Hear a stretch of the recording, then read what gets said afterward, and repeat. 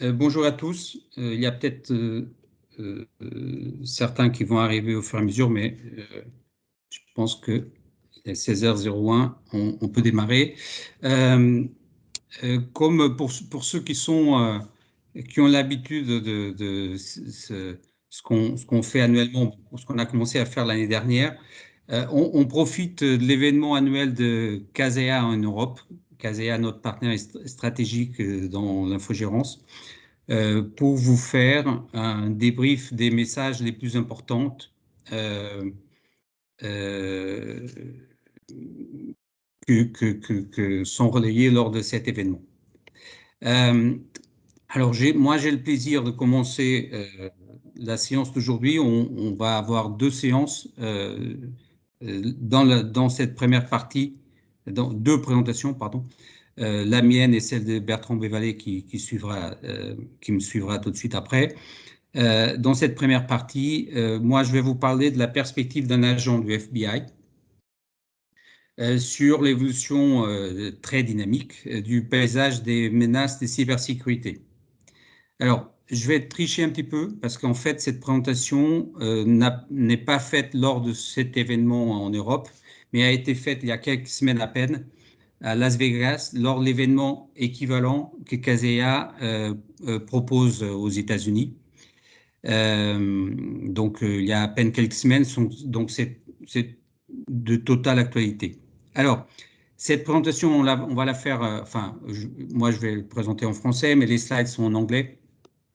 Et malheureusement, ces slides, je ne pourrais pas vous partager avec vous dans ce format. Je pourrais après, si certains le désirent, vous transmettre un format avec quelques éléments en français. En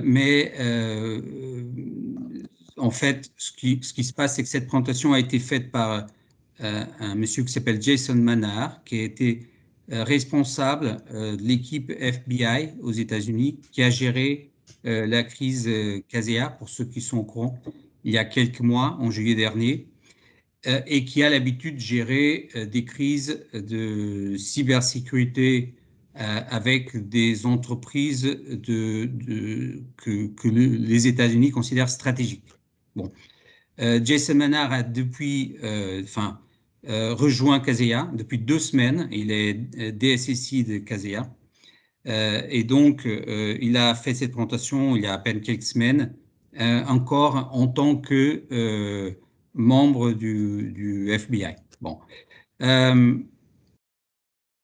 L'objectif de cette première présentation n'est pas de vous parler ni d'outils, ni de ressources, ni des best practices, mais simplement de vous donner un retour d'expérience, de vous donner l'information nécessaire pour que vous puissiez comprendre les évolutions récentes du paysage international des menaces de cybersécurité et ce que cela signifie pour vous et pour les entreprises françaises. Quand je dis entreprises, je dis tout type d'organisation parce qu'on travaille pour beaucoup d'entités dans le public, et pour les entreprises, donc pour les organisations françaises en général. Pour information et pour vous donner aussi un peu de contexte sur le groupe Plénitude, les équipes de groupe Plénitude travaillent au quotidien, entre autres, pour sécuriser et protéger nos plus de 2000 clients français. C'est notre mission.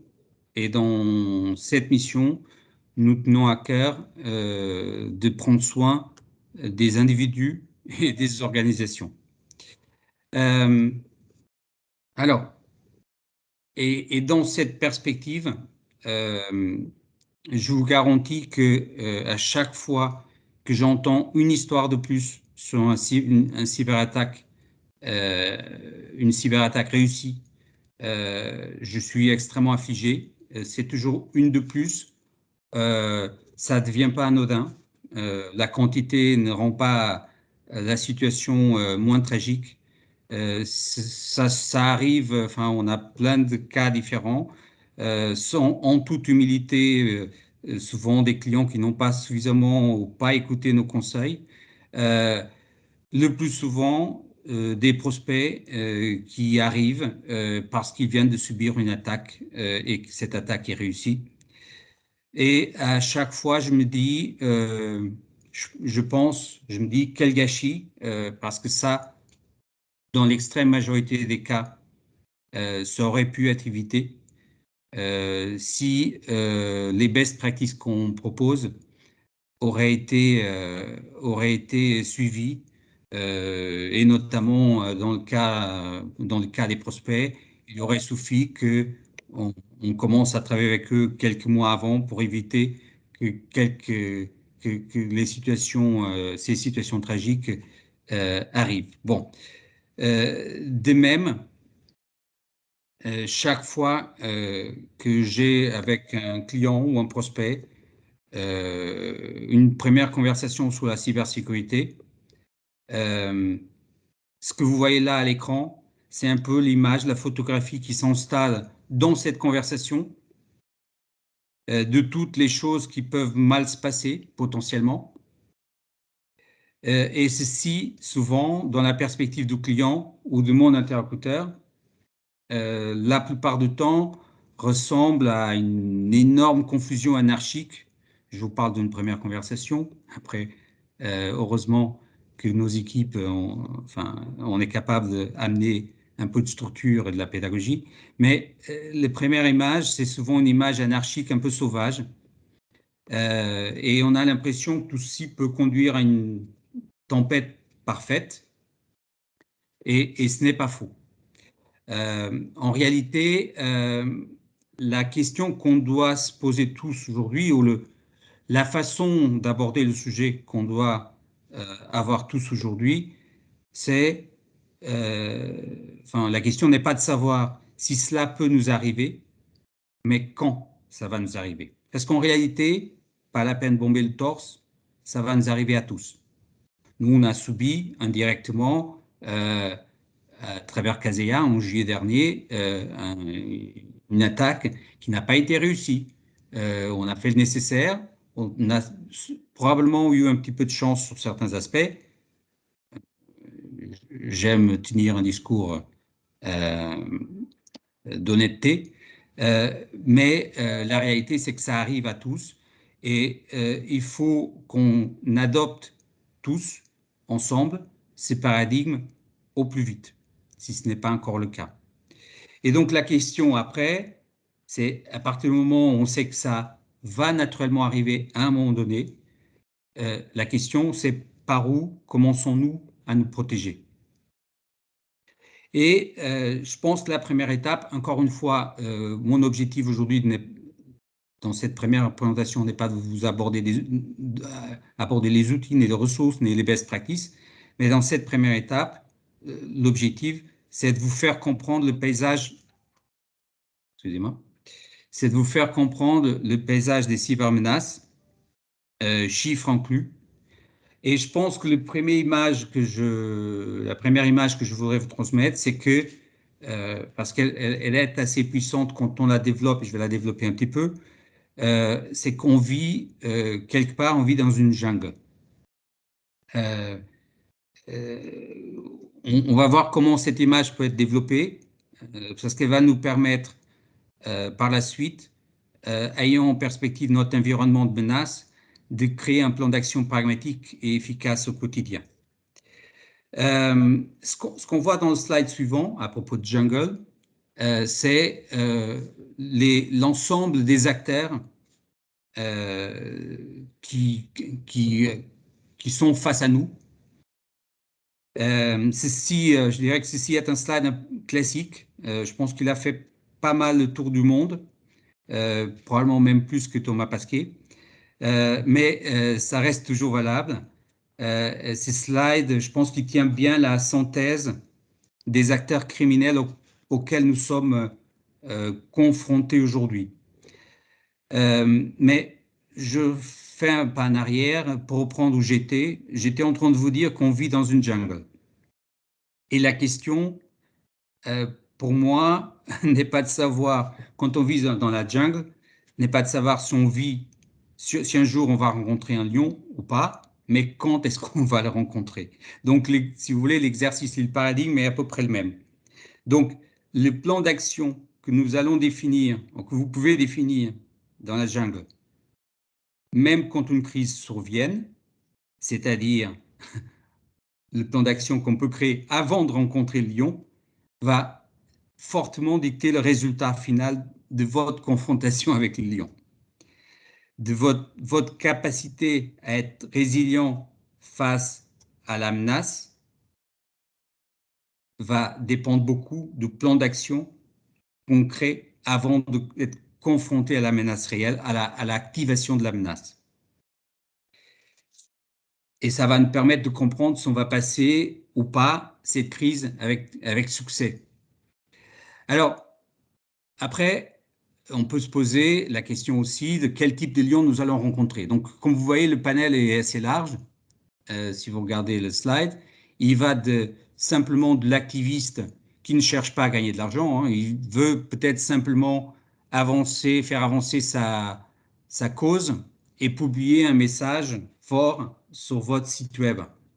Il se peut que sa cause soit un peu contraire à la vôtre et donc son message peut être davantage plus fort.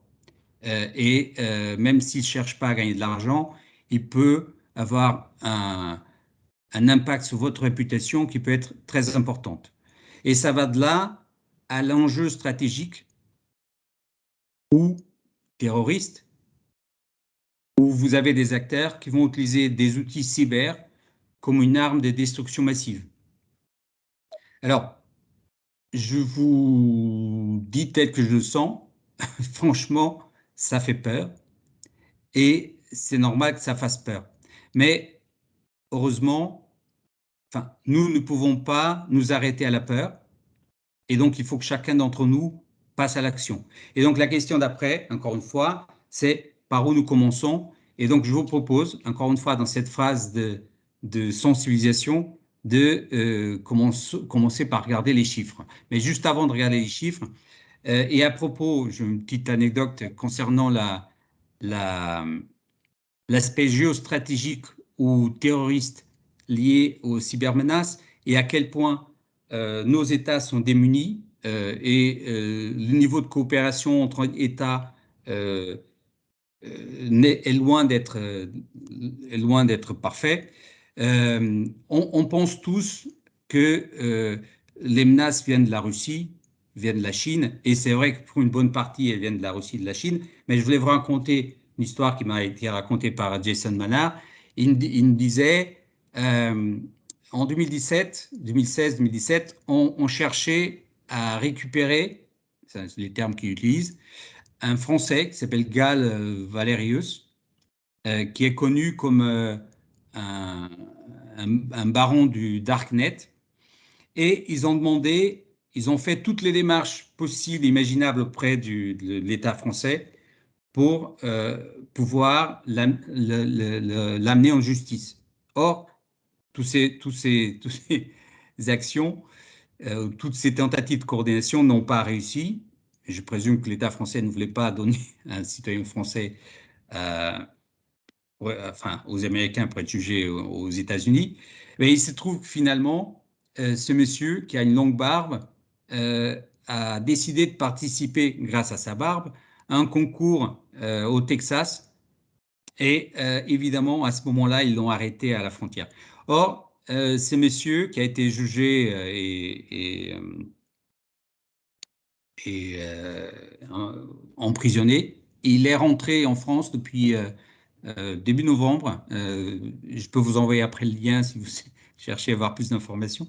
Mais si vous tapez Gall Valéry, vous allez y arriver. Il est rentré en France et il a été extradité. Enfin, il est revenu en France pour finir sa peine en France. Voilà, ça c'est juste un exemple on pense à cette jungle où il y a des hackers qui se cachent derrière des pays pas très recommandables et qui finalement ont un mélange d'actions à but lucratif et géostratégique. Et finalement, on a juste à côté de chez nous d'autres acteurs et la coopération entre pays démocrates n'est pas nécessairement la plus forte tout le temps. Alors, je faisais cette petite anecdote parce que je vous disais, par où commençons-nous? Regardons les chiffres. Revenons maintenant aux chiffres. Ce slide, il nous donne une perspective intéressante. Je crains que les chiffres soient un peu petits, mais cela, je peux vous partager avec vous. Et c'est une perspective qu'on voit aussi dans les médias. Euh, Ils nous permettent de comprendre que la plupart de la cybercriminalité a une motivation financière, euh, simplement gagner de l'argent. Alors, ça passe par deux voies, soit le vol de data pour mise en vente sur le dark web, une activité très lucrative et en très forte expansion ces dernières années, ou par la rançon, et là c'est simple, comme on connaît tous, on encrypte votre data, les logiciels, et on vous tient en otage. Euh, la, les chiffres de rançon ont une croissance extrêmement forte, très rapide. Et juste à titre de comparaison, parce que là, ce sont les chiffres pour les États-Unis, j'ai fait un petit calcul, une règle de 3 en appliquant à la France. Si les chiffres sont similaires en France, on aurait on a un taux enfin, un volume de rançon annuel, je prends les chiffres par rapport à 2020, des 600 millions d'euros. Voilà. Donc ça commence à être une activité très intéressante et ça explique en partie pourquoi ça intéresse tellement de monde. Alors, dans le slide suivant, on, on- on- on- on pourrait discuter de comment ça se passe un hack, quelle est l'anatomie d'un hack. Elle n'a pas changé énormément depuis une décennie. En fait. Euh, il y a une intrusion, on récupère des identifiants et des mots de passe, et on essaye de monter en grade progressivement. Et bon, voilà. Donc, on pénètre dans les outils de messagerie, enfin, et on attaque progressivement tout ce qu'on cherche à attaquer. Bon, alors ça n'a pas vraiment changé la façon dont les hackers procèdent n'a pas changé radicalement. Par contre, euh, je pourrais poser la question, euh, je pose la question et vous répondez dans votre tête, est-ce que vous savez en quoi ils se sont améliorés, voire considérablement améliorés, voire même radicalement améliorés? Alors, je vais vous reprendre l'exemple de la jungle et du lion pour vous expliquer. Avant, la question, encore une fois, n'était pas de savoir si on allait rencontrer un lion, mais quand, comme je vous l'ai dit tout à l'heure. Euh, et il y avait déjà plein de lions dans notre jungle. Ouais. Mais ces lions d'avant étaient plutôt, pour la plupart, des animaux feignants, comme un lion, hein. Le lion, il est assez feignant. Et les hackers aussi, ils étaient pour la plupart assez feignants. En fait, à un moment donné, beaucoup, enfin au début, ils avaient une notion de challenge. Certains ont transformé cette notion de challenge dans une envie de faire de l'hacking son gagne-pain, mais comme le lion, sans une ambition financière excessive. Euh, le lion, si vous pensez au vrai animal, hein, il veut juste manger. Quand il attrape une victime, ça lui suffit. Il n'a pas besoin d'attraper les autres. Euh, et donc, l'hacker, il y a quelques années, c'était encore quelqu'un qui voulait gagner un peu d'argent pour vivre assez raisonnablement, mais il n'y avait pas nécessairement de l'excès et pour beaucoup, ils n'aimaient même pas l'argent. Bon, mais il fallait vivre. Alors, euh, la caractéristique, en effet, quand on se trouve face à un lion, et dans cette perspective, ce qui était important, c'était de ne pas être le plus lent. Parce que curieusement, les lions, dès qu'il attrape le plus lent, il s'intéresse plus aux autres. Donc, comment ça se traduit dans notre cas? Euh, Enfin, il est important quand on se trouve seul dans la jungle, ça pose un problème, donc il faut jamais se trouver seul dans la jungle. Et donc, de la même façon, euh, dans la jungle de la cybersécurité, la même logique s'appliquait. Enfin, si on était un peu, on n'est pas seul, ça c'est sûr, dans ce marché. Et si on est un peu mieux armé que les autres, l'équivalent d'être plus rapide pour la jungle, on risquait pas, enfin, je vais exagérer un petit peu, mais on risquait pas grand-chose. Bon, à défaut d'être victime d'un ciblage spécifique. Mais ça, c'était avant. Et même si ça marche encore, les acteurs les plus dangereux, ils ont évolué et ils ont évolué de façon radicale. Et pour reprendre ma question tout à l'heure, je ne sais pas si vous savez dans quoi ils sont évolués, mais là, je vais vous apporter la réponse. Donc, vous allez vous dire dans votre tête si vous aviez la bonne réponse ou pas. Ils ont évolué de deux façons. D'abord, c'est fini la fainéantise. Le lion, dans notre jungle, la cybersécurité, les lions 2.0, il fait de la reconnaissance avant d'attaquer. Et ceci lui permet d'augmenter radicalement le butin, sa récompense. Encore il y a 5 ans, si vous vous rappelez des chiffres, euh, pour la plupart, euh, un hacker demandait 2 000, 3 000 euros. Ils ne comprenaient pas vraiment ce qu'ils étaient en train d'hacker, l'environnement, sa valeur, mais tout ça, c'était avant. Maintenant, je peux vous dire ça sans l'ombre d'un doute, ils font de la reconnaissance pour la plupart. Quand ils mettent les pieds dans la porte, ils établissent leur présence chez vous, ils prennent du temps, ils escaladent les privilèges des droits d'accès et il reste un moment avant de déployer un exécutable.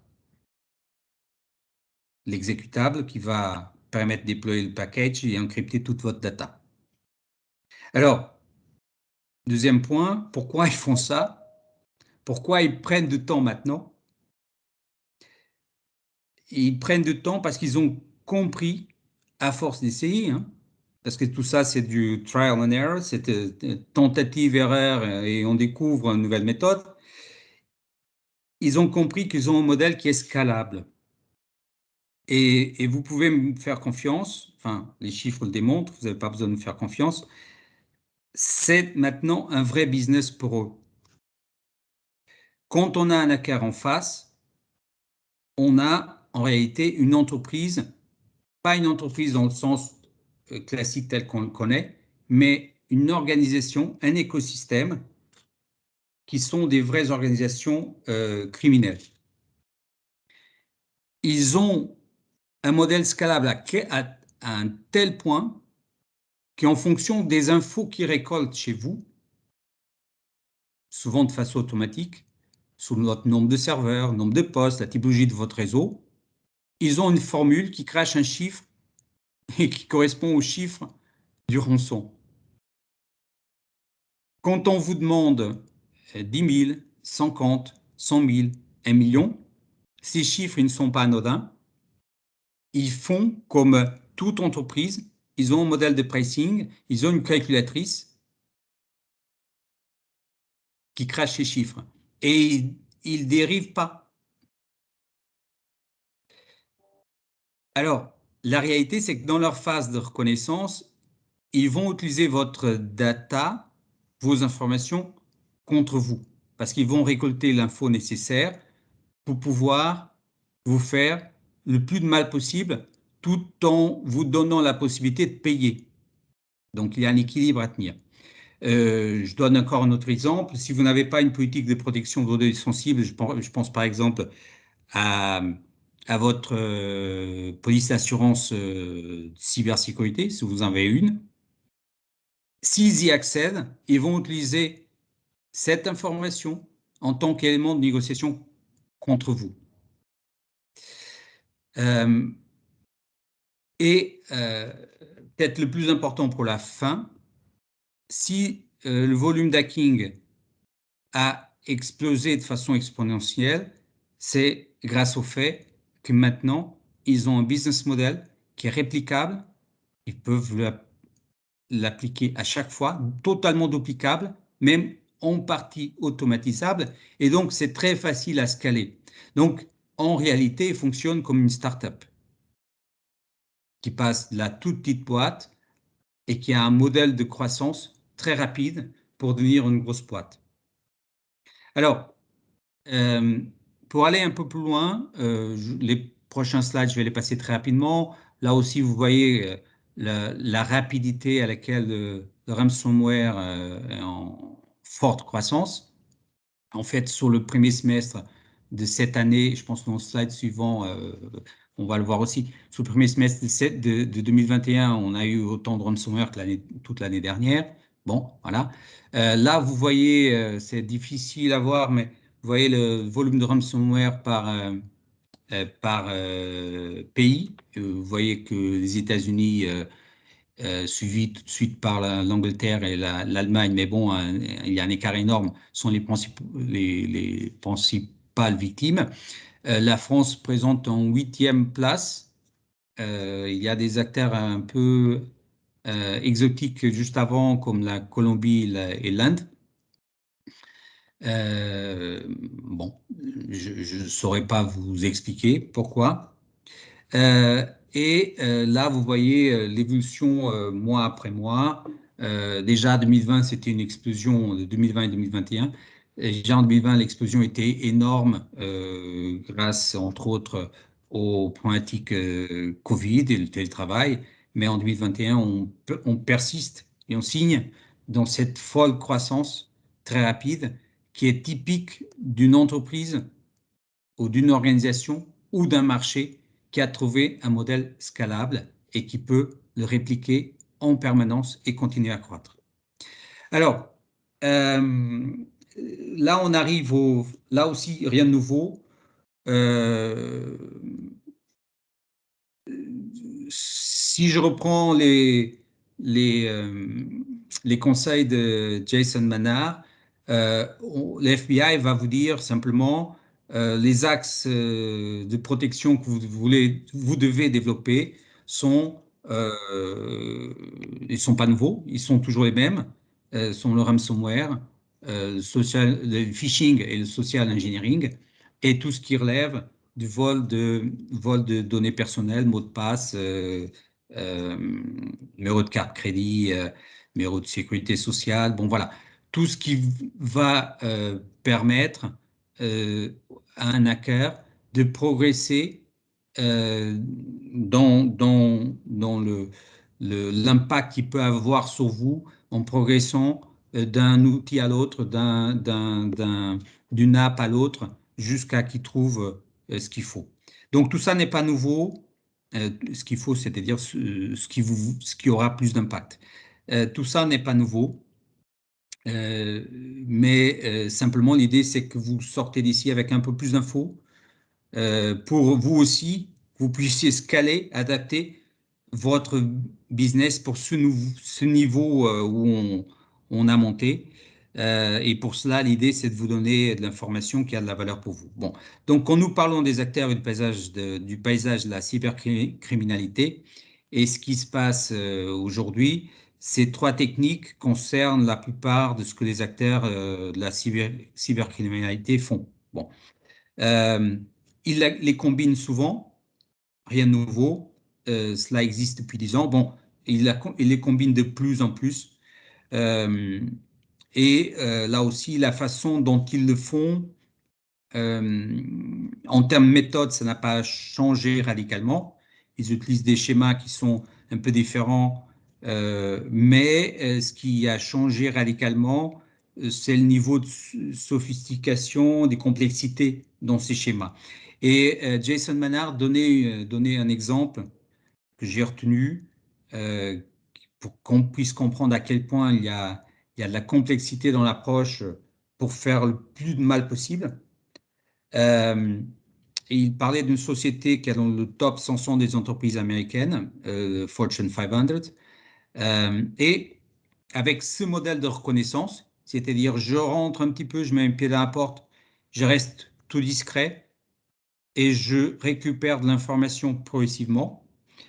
Euh, il y a un groupe d'hackers qui avait décidé de faire je dis avec un peu d'ironie, de la due diligence sur le PDG de la société. Alors qu'ils ont d'abord commencé par son profil social. Ils ont, est-ce qu'il a des enfants? C'est qui sa femme? Où est-ce qu'il habite? Très bien. Après, ils ont continué avec le profil social des enfants, les écoles des enfants. C'est qui le directeur de l'école de l'enfant? On peut se demander à quoi ça sert, qu'est-ce qu'on va faire avec ça, les directeurs de l'école, le nom du directeur de l'école, l'adresse email du directeur de l'école. Et après, ils ont, avec l'aide de Google Search, tout bêtement, ils ont activé des alertes sur un possible confinement des écoles des enfants. OK?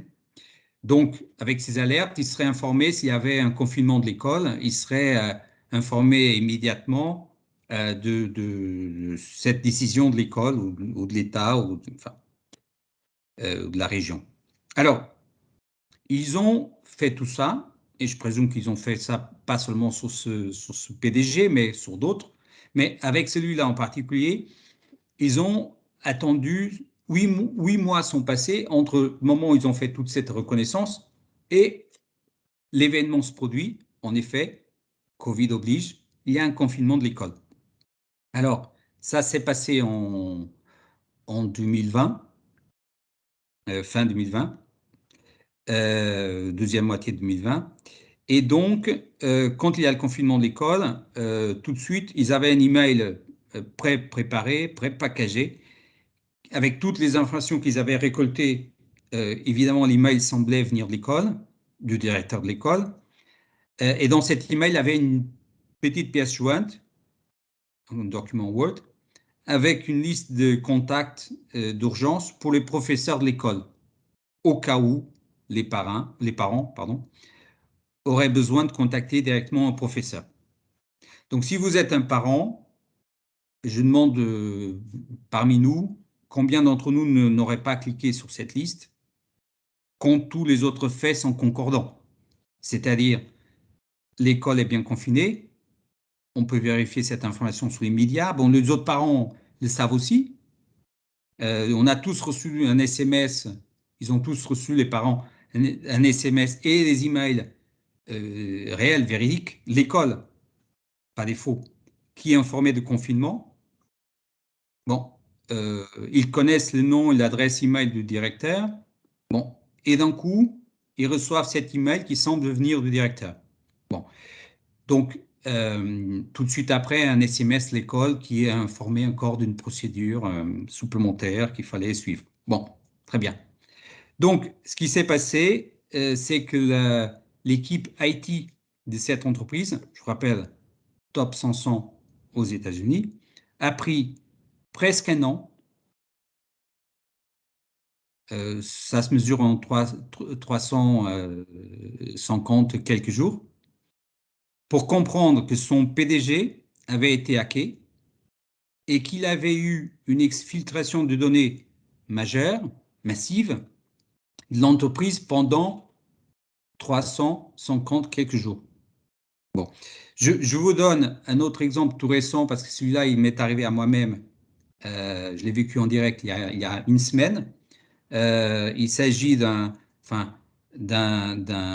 échange dans un fil WhatsApp des membres d'une association d'entreprises françaises auxquelles j'appartiens, qui est assez connue, médiatisée. Et à un moment donné, dans le fil WhatsApp, un PDG d'une boîte, parce qu'il n'y a que des PDG de boîte dans ce fil d'actualité WhatsApp, publie un message. J'allais dire un mensonge, c'est pas faux. Publie un message concernant un changement de paramétrage d'un réseau social très connu. Et on a tous vu ce genre d'histoire. Hein. Je ne vais pas vous dire quel est le réseau social, mais on a tous vu des trucs similaires pour Facebook, LinkedIn, et ainsi de suite. Un changement qui semblait avoir été effectué la semaine dernière, 2 jours avant son message, et il donnait dans le même message, encore un truc classique, qu'on a tous vu, des instructions pour défaire manuellement ces changements automatiques. Bon, évidemment, c'était un changement qui empiétait sur les droits de l'utilisateur, enfin bon, n'importe. Et donc, il donnait des instructions pour faire ce changement qui était perpétré par le réseau social. Or, il se trouve que dans ce fil d'actualité, l'habitude, quand on se partage des choses, de rapidement écrire fait, merci, j'ai changé. Enfin, je vous dis pas, je vous dis pas combien de dirigeants d'entreprise ont changé leur paramétrage sur ce réseau social dans les 10 minutes qui ont suivi la publication de ces messages, sans se poser aucune question. Simplement parce que c'était publié par un autre membre de cette organisation entrepreneuriale à qui simplement ils font confiance. Bon, je peux vous dire que c'était un bain de sang. Évidemment, dans ce cas précis, ça n'avait pas de conséquences, heureusement. Mais si ce n'était pas le cas, ça aurait été là c'était un bain de sang virtuel, ça aurait été un vrai bain de sang réel et avec des conséquences tragiques. Alors, évidemment, personne ne se pose la question de demander à son IT auparavant. Tout ceci se passe de façon immédiate et instantanée. Euh, donc, quand quelqu'un, après que le mal est fait, passe la pire journée de sa vie, et j'ai vu ce genre de situation, qu'est-ce qu'on peut lui dire? Eh ben, en fait, il y a pas grand-chose à dire. On peut travailler pour l'accompagner, pour corriger, faire du contrôle enfin, de dégâts et de rétablir les choses au plus vite. Mais à titre personnel, euh, c'est triste, notamment quand l'incident aurait pu être évité. C'est un gâchis. Euh, En réalité, tout ça se joue avant, se joue en sensibilisant pardon, et conseillant les dirigeants en amont. Il faut vraiment, je reviens à ce que je vous ai dit au départ, créer le bon niveau d'attente. Aujourd'hui, la question n'est pas si ça va arriver, mais quand ça va arriver, et en mettant aussi en place un plan d'action adapté, appliquant par exemple des principes de sécurité par design, des analyses des risques individuels, entreprise par entreprise. En effet, le niveau de risque acceptable n'est pas le même partout, en travaillant sur la conformité et en travaillant sur les outils eux-mêmes, la protection très directe et explicite au niveau des outils. Bon, alors, je vais vous épargner les slides suivants. On connaît tous la façon dont un ransomware peut naître, euh, fait son effet. On pourrait revenir sur le coût moyen d'un ransomware. Aux États-Unis, il semble qu'en 2020, le coût moyen était autour d'1 450 000 $ pour les organisations qui ont payé le rançon.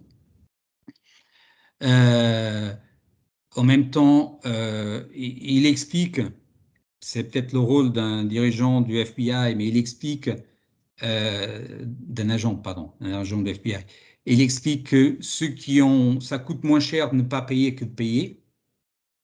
Bon, euh, on pourrait entrer dans le débat sur ce point.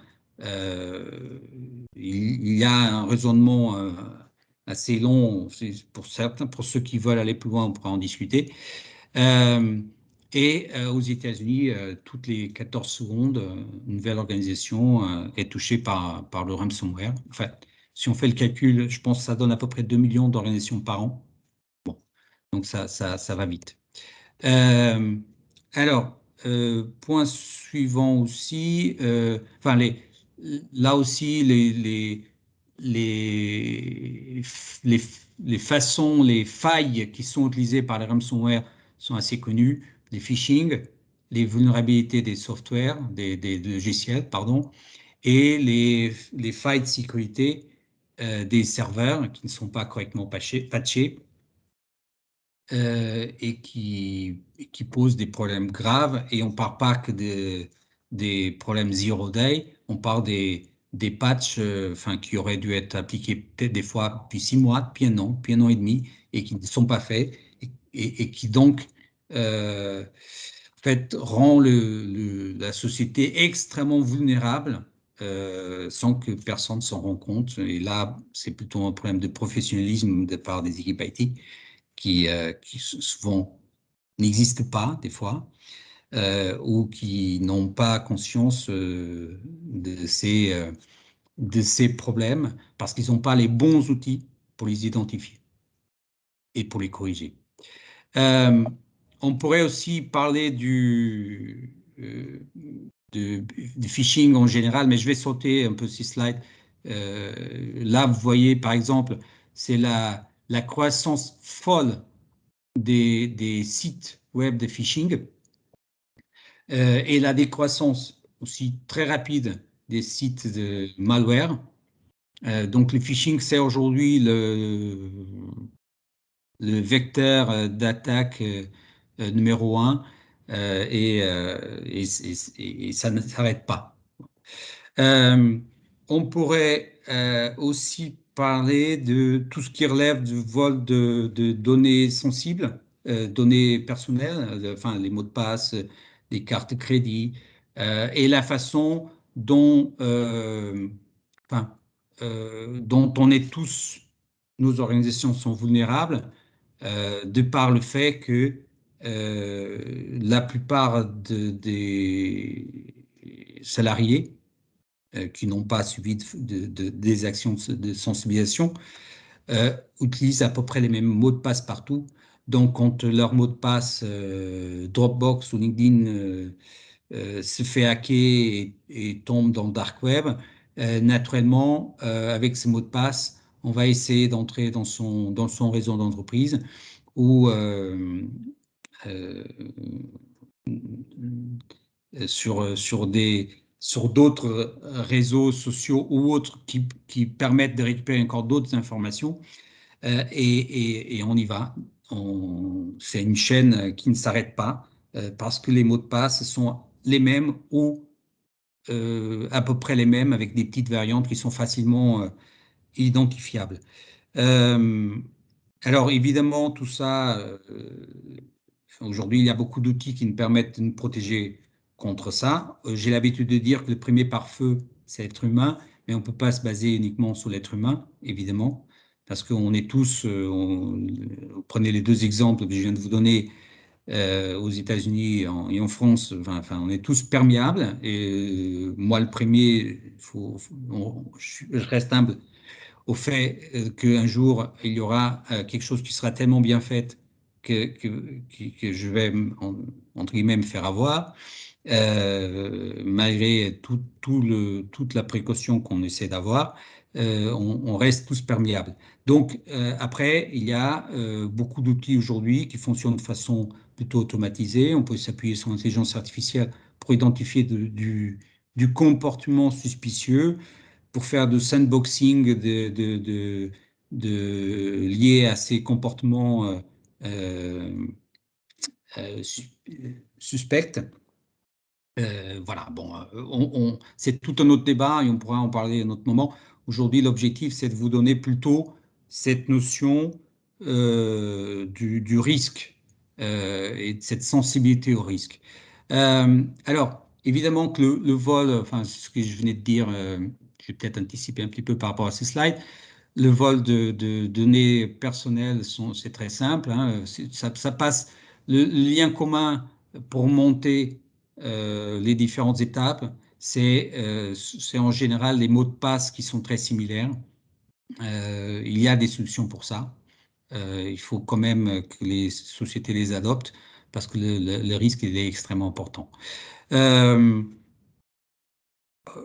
si vous me demandez, la question lui a été posée à Jason Maynard, euh, euh, quelle est la prochaine grande menace? Et je vais terminer par là. Euh, et sa réponse, la prochaine grande menace, c'est ce qui se passe maintenant. Personne ne sait ce qui va se passer la semaine prochaine. Euh, il dit que une des problématiques les plus graves aux États-Unis, c'est clairement le vol de données personnelles, encore une fois, les mots de passe, puisque les gens utilisent les mêmes mots de passe partout, et que ceci n'exclut pas les gens qui travaillent dans l'informatique, au contraire. Et je peux dire, peut-être en guise de conclusion, que sans vouloir vous faire peur, parce que la peur, c'est l'étape d'avant de se mettre en action, hein. Le courage arrive quand on décide de faire face à la peur et se mettre en action. Mais la plupart des entreprises sont face à une tempête parfaite. En fait, la réalité, c'est que la data et les systèmes informatiques aujourd'hui, ils ont une valeur énorme. Nous ne faisons plus rien sans la technologie. Cet écosystème de hackers bénéficie de trois avantages uniques. Euh, les conséquences pour eux de leurs actes sont faibles. Encore aujourd'hui, le juridique a beaucoup de mal à rattraper la façon à laquelle euh, les pratiques évoluent. Donc les pénalités juridiques sont assez faibles. J'entendais pas plus tard que ce matin un exemple dans la conférence Casea. On disait le vol physique d'une banque pour récupérer, pour gagner, pour aller voler 10 000 euros est beaucoup plus pénalisé que le vol d'un hacker qui dérobe 10 millions aux États-Unis. Je pense que sans connaître exactement la nature de la législation en France, je pense qu'on doit être à peu près au même niveau. Donc les pénalités juridiques sont faibles. Il y a un déficit monstrueux en termes de proportionnalité de l'armée d'hackers face aux forces de l'ordre disponibles pour faire face à cette armée d'hackers. Donc, il y a un faible risque de faire attraper, d'autant plus que de toute façon, les forces de l'ordre ayant des moyens si réduits par rapport aux hackers en termes de volume, en termes de nombre de personnes, finalement, ils vont s'attaquer essentiellement aux situations qui sont très médiatisées ou stratégiquement très importantes. Ça veut dire que 99,9% des boîtes françaises, comme aux États-Unis, n'auront aucune protection. Et essayer de déclarer un acte de rançon pour simplement comprendre que ça va tomber dans une poubelle quelque part, rien ne suit. Et troisième élément, il y a une monnaie anonyme, les crypto-monnaies, qui sont d'ailleurs aussi utilisées par la drogue, pour la drogue et le trafic d'êtres humains, qui compliquent encore plus le travail des forces de l'ordre, puisqu'il y a une très faible traçabilité, et donc les conséquences, il n'y en a pas en réalité. Donc tout ça rend encore plus difficile le travail des petites équipes de forces de l'ordre qui essaient d'attraper cette armée d'hackers. Donc, forte récompense, faible risque. Est-ce que vous pensez que ça va s'arrêter? Merci à tous. Et je vais passer la main, je ne sais pas si vous avez des questions, je peux essayer de répondre à quelques-unes avant de passer la main à Bertrand pour sa présentation.